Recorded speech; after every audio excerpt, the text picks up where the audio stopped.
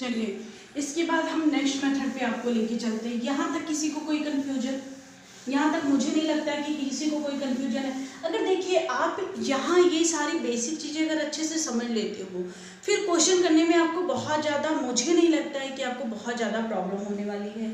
तो अब जो हम एक नया दूसरा मेथड आपको समझाते हैं वो आपका, चलिए दूसरी कंडीशन हम आपको समझाते हैं। ये कंडीशन आपकी क्या है? अगर आपका दे दिया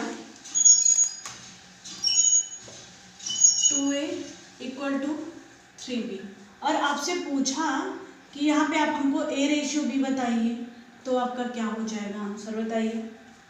बताइए। हाँ, मुझे पता है बहुत सारे लोगों को ये बहुत सिंपल लग रहा होगा, लेकिन आपको बेसिक पढ़ना बहुत ज़रूरी है, क्योंकि बिना बेसिक के आप कोई चीज़ कर नहीं सकते हो।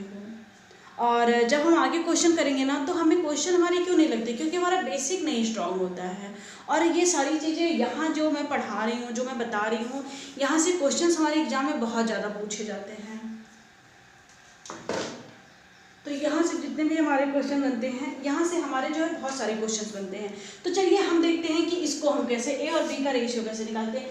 देखिए पहली बात तो यहाँ पे आप समझ लीजिए कि आपको इक्वेशन सॉल्व करना तो आता होगा, तो इसको आप लिख लीजिए 2a और b को आप यहाँ पे क्या है, मल्टीप्लाई है, कुछ नहीं है तो मल्टीप्लाई होता है, तो b को इधर लेके आइए, यहाँ पे हो जाएगा 3।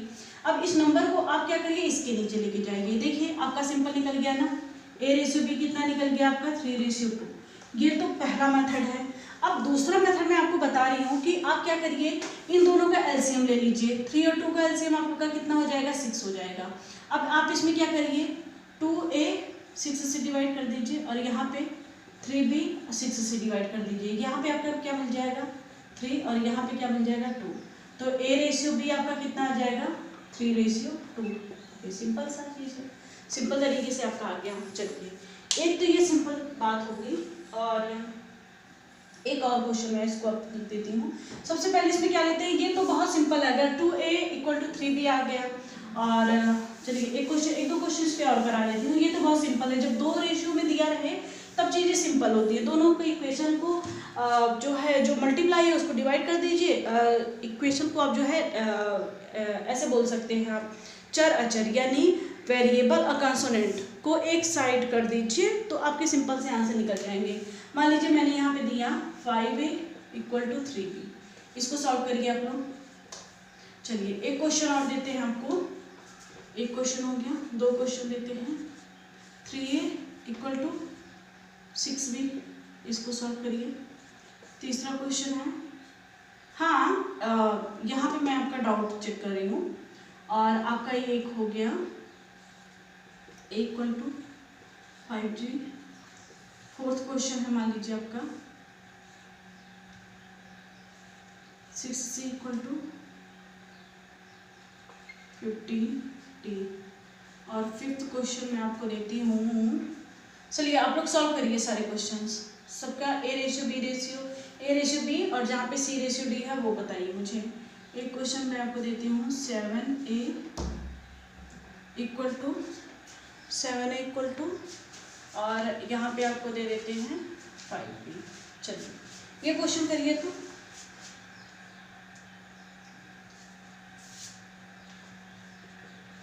ये क्वेश्चन मुझे आंसर बताइए। देखिए आपको क्या करना है, जो कॉन्सोनेंट है और जो वेरिएबल है सबको एक साइड कर लीजिए। आपका यहाँ पे 5a लिखा है और यहाँ पे क्या लिखा है आपका, इक्वल का साइन छोड़िए, इक्वल ही लगा दीजिए। यहाँ पे क्या है 3b। आप a को एक साइड और b को एक साइड, ये आपका क्या है वेरिएबल है और ये दोनों आपका क्या है कॉन्सोनेंट है। तो आप यहाँ पे अगर कुछ नहीं लिखा है तो आपका ऐसे लिखा रहता है 5 × a = 3 × क्या लिखा रहता है b। अब ये मल्टीप्लाई है, जब इक्वल के इधर जाएगा तो मल्टीप्लाई हमेशा इक्वल के अपोजिट जाता है, तो क्या हो जाता है डिवाइड में आ जाता है। तो ये आपका क्या हो जाएगा a/b। और ये देखिए यहाँ पे 5 मल्टीप्लाई है तो इधर जाके क्या हो जाएगा डिवाइड हो जाएगा। यहाँ पे 3 पहले से था और ये क्या हो जाएगा 5, यानी a/b आपका कितना आ गया 3/5। चलिए अब हो जाएगा आपका, सारे क्वेश्चन हो जाएंगे। चलिए दूसरा क्वेश्चन देखते हैं। आपका क्या दिया है 3a = 6b। अब यहाँ पे करोगे a/b = हो गया, डायरेक्ट कर लो 6/3। ये इसको क्या लिखोगे 3 × 2 = 6, 3 × 1 = 3, यानी क्या आ जाएगा आपका a/b आपका क्या आ जाएगा 2 रेशियो क्या आ जाएगा 1 आ जाएगा। ठीक, चलिए तीसरे क्वेश्चन पे चलते हैं। a इक्वल टू 5 भी दिया है, इसको सॉल्व करिए। a upon b equal to क्या आ जाएगा 5 और इसके नीचे कुछ नहीं है तो हमेशा 1 होता है, तो इसका क्या आ जाएगा 5:1 आ गया। ठीक ना, चलिए अब फोर्थ क्वेश्चन में चलते हैं। यहाँ पे क्या दिया है 6c इक्वल टू क्या दिया है 15d। अब देखिए ये हो जाएगा c upon d equal to क्या हो जाएगा 15/6, यानी ये भी सिंप्लीफाई। क्या इसका HCF1 है? आप कहोगे नहीं। क्या ये सिंपल रेशियो में आप बोलोगे नहीं, तो ये क्या हो जाएगा 3 5 जा 15 3 2 जा 6, यानी ये क्या हो जाएगा 5 रेशियो का क्या बन जाएगा 2 बन जाएगा। ये हो गया। अब ये पांचवा क्वेश्चन आपको खुद से सॉल्व करना है। a रेशियो b इसका आप बताओगे, कमेंट बॉक्स में आप मैसेज करोगे। ठीक ना, ये चीजें हो गई। चलिए ये तो बहुत सिंपल था, आप लोगों ने कर लिया। अब हम कुछ क्वेश्चंस इस पे आपको और कराते हैं, देखिए ना।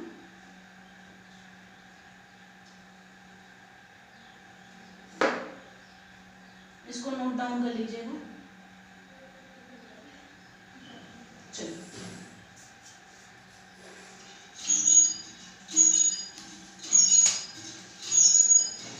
ये हो गया काम, नोट डाउन कर लिया था। कुछ क्वेश्चन सॉल्व करते हैं।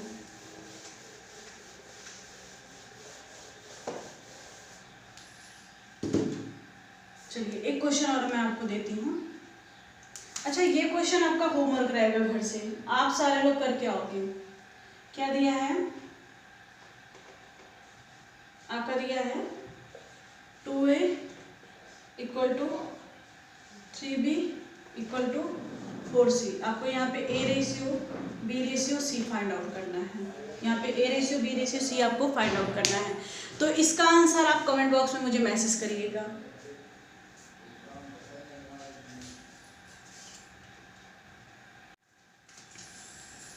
तो हमने रेशियो की 3 या 4 क्लासेस पढ़ ली हैं। तो जो आज का हमारा क्वेश्चन जो हमने होमवर्क में दिया था, आज हम उसका सोल्यूशन कराएंगे। तो अगर हमने 2 रेशियो में अगर दिया रहेगा तो आप हमेशा कंपेयर करके निकाल लोगे, ये तो सिंपल है। लेकिन मेथड हमारा यहाँ पे फंस जाता है कि जब हमारे 3 के रेशियो में दिया है तो हम इसको कैसे सॉल्व करेंगे। चलिए, तो मैंने वहाँ पे भी आपको एक छोटी सी हिंट दी थी कि इसका हमेशा क्या निकालते हैं, रेशियो निकालते हैं। क्या निकालते हैं? एलसीएम निकालते हैं। तो इस टाइप के क्वेश्चन जब कभी भी आप करोगे तो सबसे पहले इन तीनों का क्या करोगे, एलसीएम निकालोगे। आपको एलसीएम किसका किसका चाहिए, 2 का चाहिए, 3 का चाहिए और किसका चाहिए, 4 का। तो एलसीएम का मतलब होता है कि एक ऐसा नंबर, एलसीएम का मतलब होता है कि एक ऐसा नंबर जो तीनों नंबर को पूरी तरह से क्या करे, डिवाइड कर दे, जो तीनों नंबर के पहाड़े में आता है यानी टेबल में आता हो। तो यहाँ पे देखिए 2 के टेबल में सोचिए ऐसा क्या नंबर है जो 2 के टेबल में भी आया, 3 के टेबल में भी आया और हमारा 4 के टेबल में भी आया। सोचिए सोचिए, सारे लोग सोचिए। आप कहोगे मैम क्या ये 12 हो सकता है क्या? हाँ, ये 12 हो सकता है। ये भी क्या हो जाएगा, इसका एलसीएम हमारा क्या हो जाएगा, एलसीएम हमारा क्या हो जाएगा, 12 हो जाएगा। क्या हो जाएगा, एलसीएम 12 आ जाएगा। चलिए, तो इसको जब भी आप लिखोगे तो कैसे लिखोगे, देखिए एक चीज तो है, इसको देखिए या तो आप डायरेक्ट कर सकते हो। डायरेक्ट करने का तरीका, ए बी सी का रेशियो आपका क्या हो जाएगा 2 6 जा 12 3 12 3 4 जा 4 3 जा 12। इसका सिंपल रेशियो 6 4 3 आ गया। लेकिन आप कहोगे अच्छा इसका मेथड क्या है। चलिए आप बात करते हैं इसका मेथड क्या है, इसको कैसे सॉल्व करते हैं। ये लिखा है आपका, इसको आप क्या लिखोगे 1/2, इसको क्या लिखोगे, इसको लिखोगे 1/3 और इसको क्या लिखोगे 1/4। और आपका एलसीएम कितना आया है, 12 आया है। एलसीएम कितना है, 12 आया है। तो आप इसमें भी 12 से मल्टीप्लाई कर दो, इसमें भी 12 से मल्टीप्लाई कर दो और इसमें भी आप 12 से मल्टीप्लाई कर दो। तो ये कितना हो गया 2 को जब 12 से मल्टीप्लाई करोगे 6 आ जाएगा। इसको 4 3 जा 12, ये 4 3 जा 12, 3 4 जा 12। ये देखिए आपका एबीसी का रेशियो आ गया ना, इजी है। चलिए वेरी गुड। एक क्वेश्चन और इस पे मैं आपको देती हूँ, आप सॉल्व करिएगा उसको।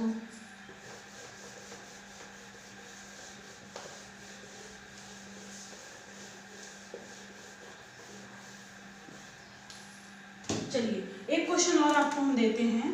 ये क्वेश्चन आपका है, ये क्वेश्चन आपका है 3a equal to 2b equal to 12c। तो आपको निकालना है A ratio B ratio C। इसका आंसर बताइए। तो चलिए 2 मिनट का टाइम देती हूँ, इसका आंसर बताइए आप लोग, इसका आंसर बताइए।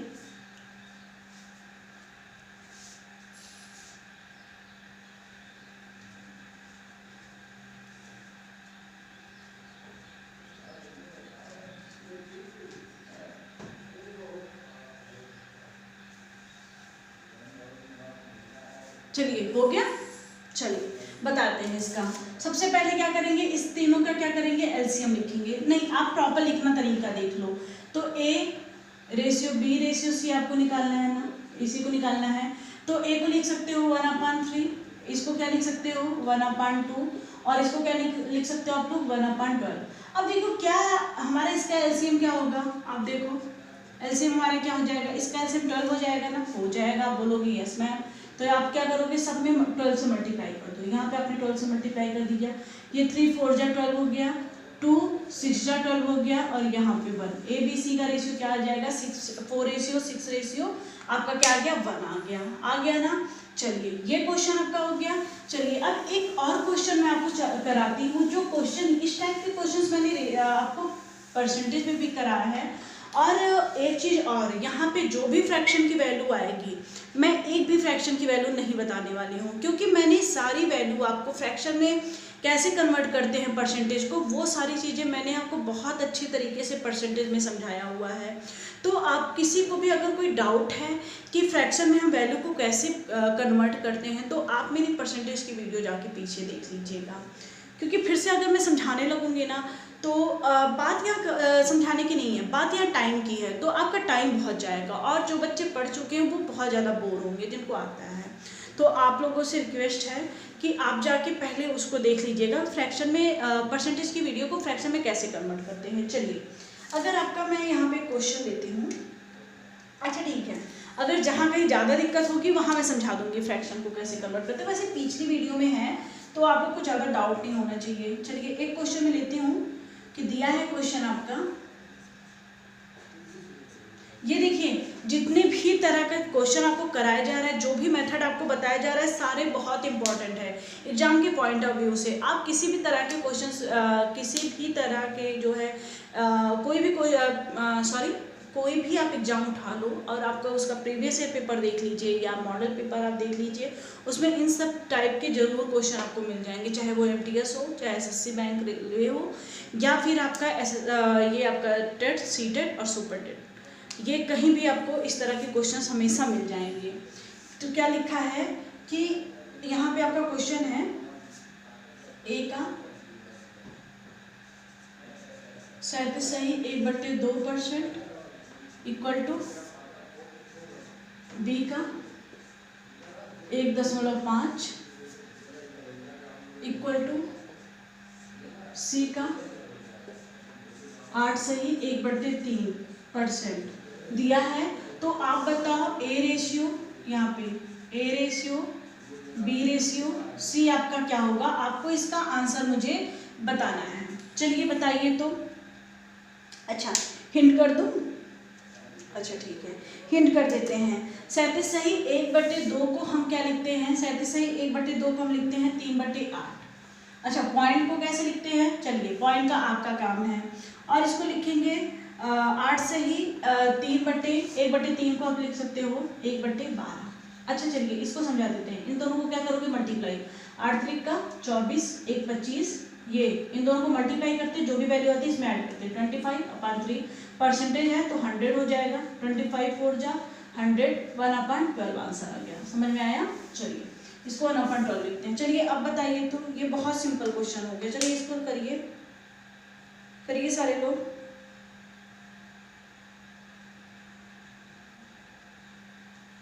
चलिए करें, चलिए करते हैं। तो लिखा है A का यानी इसको इंग्लिश में क्या बोल सकते हो आप, ऑफ बोल सकते हो। ये हो गया A का मतलब हमेशा मल्टीप्लाई होता है, ठीक है। तो 37/2% को आप क्या लिख सकते हो 3/8, A का 3/8 इक्वल टू B का, अब देखो 1.5 है तो ये 1.5 है, पॉइंट के नीचे हमेशा 1 लगाते हैं, उसके बाद जितनी वैल्यू होती है उतनी 0 लगा देते हैं। ये क्या हो जाएगा 5 3 जा 12 और ये 5 2 जा 10, यानी B का 3/2 इक्वल टू सी का 1/12 है। अब बताओ इसको सॉल्व करना है आपको, a ratio b ratio c के फॉर्म में आपको इसको चेंज करना है।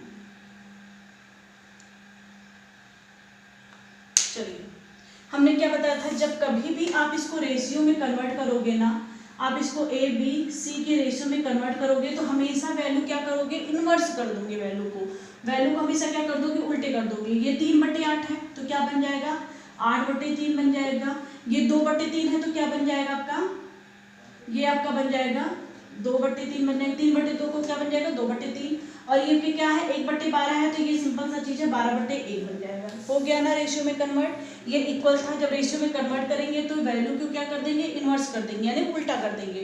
तो अब हम देखेंगे कि यहाँ पे क्या हो जाएगा, ए रेशियो बी, तीनों का कंपेयर करेंगे तो यहाँ हो जाएगा 2 8 8 2 और यहाँ पे क्या हो जाएगा 6 12 3 36। अब देखिए क्या ये सिंपलेस्ट फॉर्म में है तो आप बोलोगे नहीं, तो इसको सिंपल रेशियो बनाएंगे, ये हो जाएगा 4:1 क्या हो जाएगा 18। यही हमारा इसका क्या हो जाएगा, आंसर हो जाएगा। यही हमारा इसका क्या है, आंसर है।